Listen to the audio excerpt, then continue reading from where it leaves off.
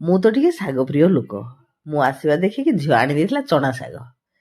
ଦେଖନ୍ତୁ, ଚଣା ଶାଗ ବୋଲେ ଆପଣମାନେ ଜାଣିଛନ୍ତି କି ନାହିଁ ନିଶ୍ଚୟ କହିବେ।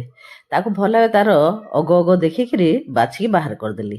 ତାପରେ କଢ଼େଇ ଗୋଟେ ବସେଇକି ଟିକେ ମୁଗ ଯାଇକୁ ଭାଜିଦେଲି ଟିକେ। ଭାଜି ସାରିଲା ପରେ ତାକୁ ବାହାର କରିଦିଏ। ଶାଗ ଗୁଡ଼ାକୁ ଭଲ ଭାବେ ଧୁଆ ଧୋଇ ବଛା ବଛି କରି ତାକୁ କାଟିଦେଲି। ତା ଦେହରେ ପରିବା ଦେବା ପାଇଁ ନେଇଗଲି ସିମ ଟିକେ, ବାଇଗଣ ଟିକେ ଚୁନା ଚୁନା କାଟିଦେଲି। ଆପଣମାନେ ଚାହିଁଲେ କନ୍ଦମୂଳ ଟିକେ ପକେଇବେ ନା, ବଢ଼ିଆ ଲାଗିବ।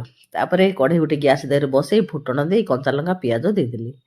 ତାପରେ ପାଣି ଟିକେ ଦେଇଦେଲି। ପାଣିଟା ଫୁଟିଲା ପରେ ମୁଗ ଯାଇକୁ ଧୁଆ ପାଣା କରି ପକେଇଦେଲି। ଆଉ ଶାଗଟିକୁ ମଧ୍ୟ ପକେଇଦେଲି।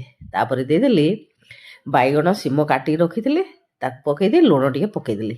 ତାପରେ ସିଝିବା ପାଇଁ ଛାଡ଼ିଦେଲି। କିଛି ସମୟ ପରେ ଟିକେ ଟିକେ ସିଝିଗଲା। ତାକୁ ଆଉ ଟିକେ ଘଣ୍ଟା ଘଣ୍ଟି କରି ଆଉ ଟିକେ ମୁଗ ଯାଇଟାକୁ ସିଝିବା ପାଇଁ ଛାଡ଼ିଦେବା। ଏଇଭଳିଆ ଶାଗ ଭଜା ଆପଣମାନେ ଖାଇଛନ୍ତି କି ନାହିଁ ନିଶ୍ଚୟ କମେଣ୍ଟରେ ଜଣେଇବେ। ଆଜି ପାଇଁ ରହୁଛି।